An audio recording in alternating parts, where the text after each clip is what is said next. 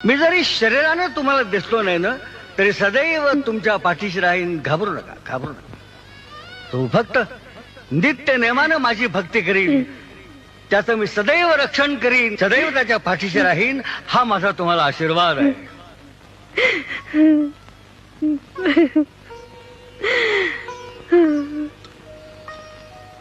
महाराज,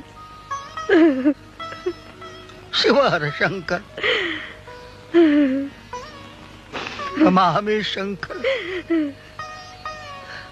शिवशंकर शंभो, भिवू नकोस, मी तुझ्या पाठीशी आहे.